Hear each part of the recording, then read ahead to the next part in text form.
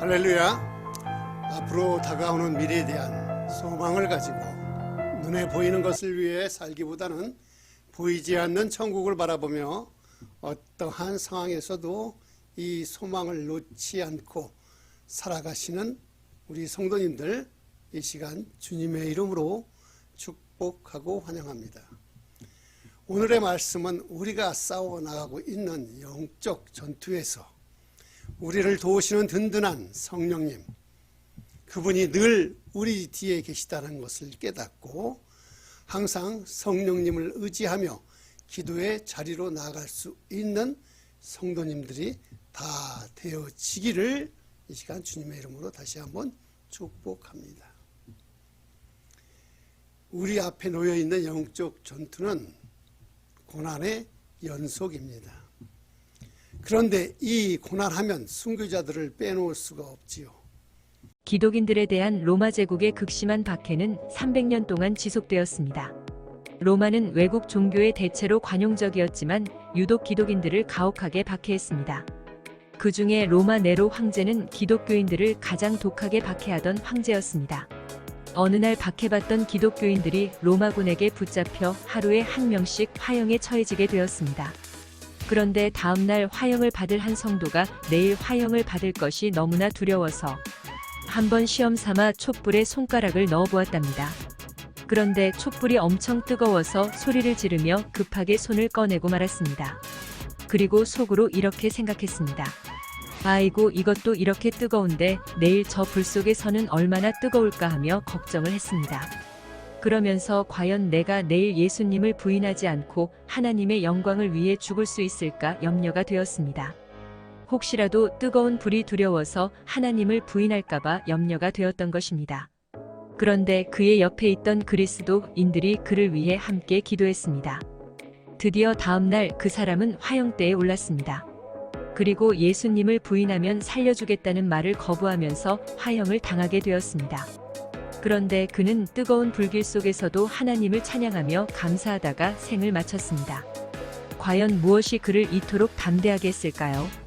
그것은 바로 하나님께서 감당할 수 있도록 준비하시고 감당할 수 있는 능력을 주셨기 때문입니다. 내가 감당할 수 있는 능력은 바로 하나님께서 주시는 것이니 우리 힘으로는 감당할 수 없는 그 어떤 것도 하나님을 의지할 때에 하나님은 우리에게 그러한 힘과 능력을 주시는 겁니다.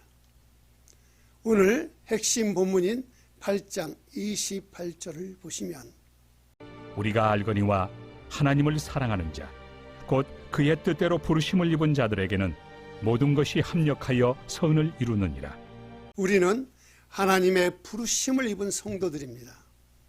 하나님께서는 우리를 그냥 부르시는 것이 아니라 하나님의 뜻을 따라 부르십니다. 이것은 하나님의 계획 가운데 우리가 부르심을 입었다라는 것입니다. 그렇다면 하나님의 뜻, 하나님의 계획은 무엇일까요? 그것은 당연히 인류를 향한 구원 계획입니다. 그래서 우리를 통해 이 하나님의 구원 계획을 이루시기 위해서 우리를 부르셨다라는 것이죠. 그런데 이렇게 하나님께서 부르신 우리는 누구일까요? 힘이 있나요? 능력이 있나요? 지혜와 명철이 뛰어나나요? 아니요. 아무것도 없는 자들입니다. 그러나 그런 우리를 도우시는 분, 그분이 바로 하나님, 그분이 바로 성령 하나님이십니다. 그렇다면 오늘은 나를 도우시는 성령 하나님, 그분에 대해서 함께 살펴가며 큰 은혜를 받는 시간 되기를 원합니다. 먼저 26절을 봅시다. 이와 같이 성령도 우리의 연약함을 도우시나니 우리는 마땅히 기도할 바를 알지 못하나 오직 성령이 말할 수 없는 탄식으로 우리를 위하여 친히 간구하시느니라. 이와 같이 성령도 우리의 연약함을 도우시나니 우리는 마땅히 기도할 바를 알지 못하나 오직 성령이 말할 수 없는 탄식으로 우리를 위하여 친히 간구하시느니라. 이 본문을 통해서 우리가 알 수 있는 성령님은 우리의 연약함을 미리 아시는 분이시라는 것입니다. 우리는 연약해서 간혹 고난 가운데 있을 때에 어찌할 바를 알지 못할 때가 있습니다.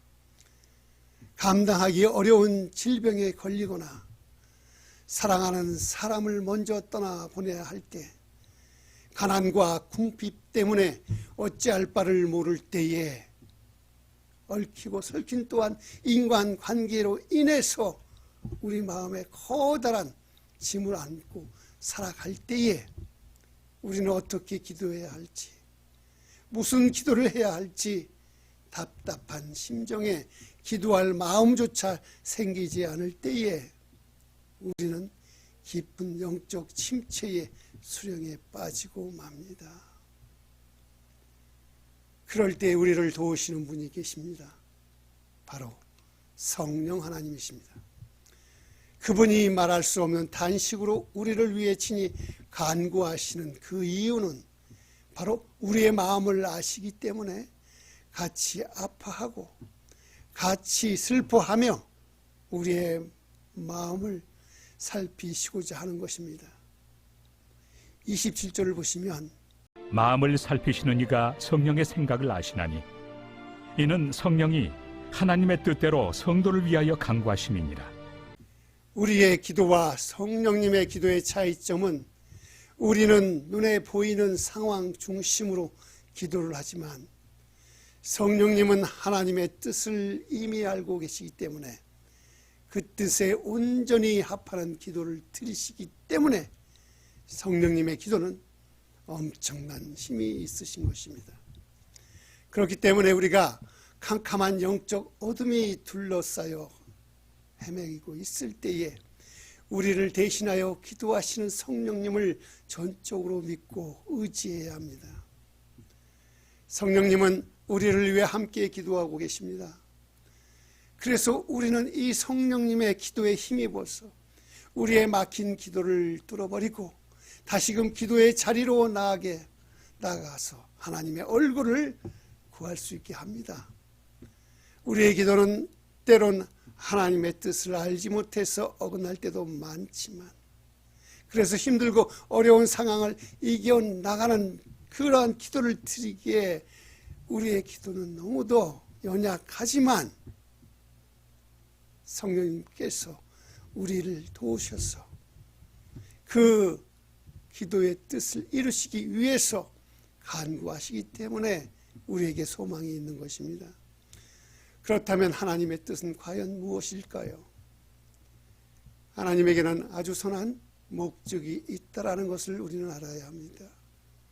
28절을 보십시다. 우리가 알거니와 하나님을 사랑하는 자, 곧 그의 뜻대로 부르심을 입은 자들에게는 모든 것이 합력하여 선을 이루느니라. 우리에게 희망을 주는 귀한 말씀입니다.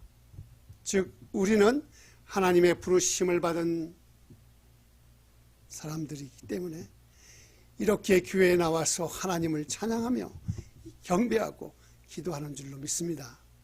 그런데 이런 우리에게 모든 것, 여기에서 모든 것은 우리가 지금까지 지난 모든 고난, 고통, 단식, 그리고 그것을 이겨내는 인내와 또한 허무하고 부패한 나의 모든 마음속에 있던 그러한 모든 단어를 다 포함하고 있는 것입니다. 이것은 이러한 고난과 고통과 탄식과 인내가 하나님의 뜻 안에서 하나하나 다 모여서 마침내는 선으로 이루어진다라는 말이죠. 여러분 혹시 이런 말 아십니까? 끝날 때까지 끝난 것이 아니다. 이 말은 뉴욕 매치 감독이었던 요기 베리가 쓴 아주 유명한 말인데요. 당시 꼴찌를 달리던 뉴욕 매치가 이 베리의 말처럼 기적적으로 동부 디비전 1위를 차지하며 월드 시리즈까지 진출하였던 것처럼 최후의 승자는 누가 될지 모른다라는 의미로 쓰이는 것이죠. 그래서 우리의 인생에서도 정말로 끝날 때까지 끝난 것이 아니다라는 믿음이 아주 중요한 것이죠. 그래서 이 사실을 알면 우리는 불행한 일을 겪어도 감사할 수 있는 것입니다. 하나님은 우리에게 일어나는 모든 일, 그 가운데 가장 나쁜 일까지도 다 합력해서 선을 이루시는 분이시기 때문에 그렇습니다. 그러니 사랑하는 우리 성도님 여러분, 현재 일이 힘들고 고단해도 참고 견뎌보십시오. 우리의 인생 아직 끝나지 않았습니다. 우리는 끝날 때까지 끝난 것이 아닙니다. 그러므로 우리에게 일어나는 모든 일에 대해 하나님께 감사하시기를 바랍니다. 그렇다면 과연 합력해서 이루어지는 선한 일은 무엇일까요? 29절을 함께 봅시다. 하나님이 미리 아신 자들을 또한 그 아들의 형상을 본받게 하기 위하여 미리 정하셨으니 이는 그로 많은 형제 중에서 맏아들이 되게 하려 하심이니라. 그것은 이 땅의 부유함이나 안락함이 아니라 그리스도를 닮아가는 것, 하나님과 더 친밀하게 교제하는 것, 하나님 나라를 위해서 선한 열매를 맺는 것 또한 마지막 날에 모든 성도가 부활의 몸을 입는 그러한 영화를 말하는 것입니다. 누구를요? 바로 우리를, 바로 나를, 이미 내가 하나님을 알기도 전에 나를 아신 하나님께서 나를 미리 정하시고 이러한 선한 일을 하시려고 하셨던 것입니다.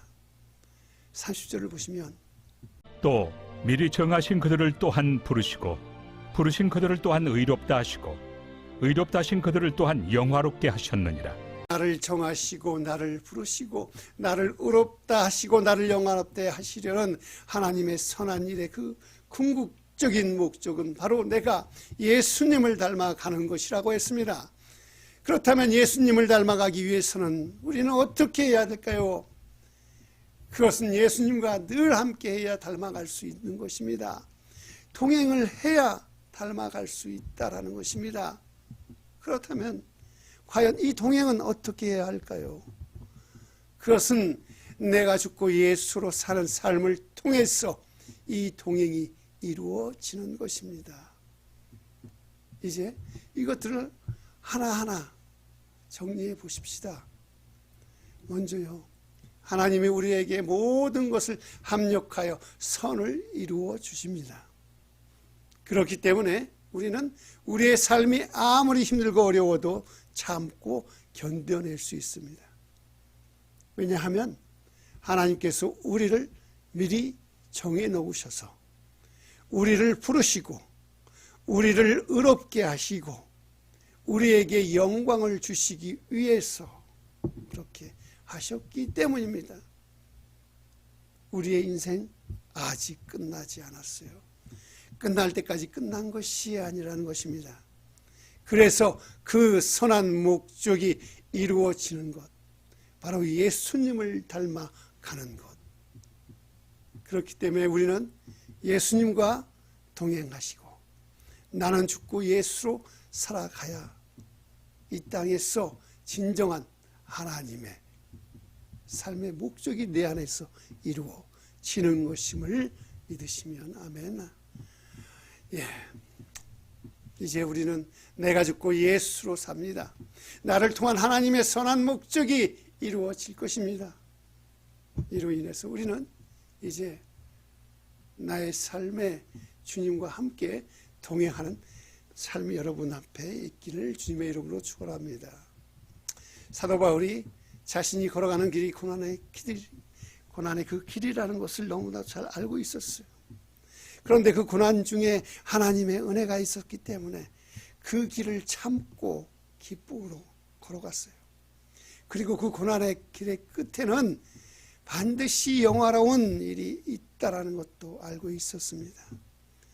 그래서 그는 늘 성령님과 동행하면서 하나님의 선한 목적을 이루기 위해서 자신은 죽고 예수로 살려고 무던히도 애를 쓴 사람입니다.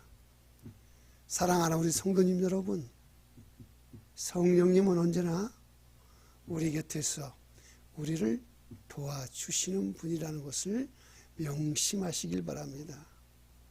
하나님께서 우리를 미리 하셨다는 것, 미리 정하셨다는 것, 그리고 부르셨다라는 것, 그것이 바로 나에게 주시는 하나님의 은혜입니다.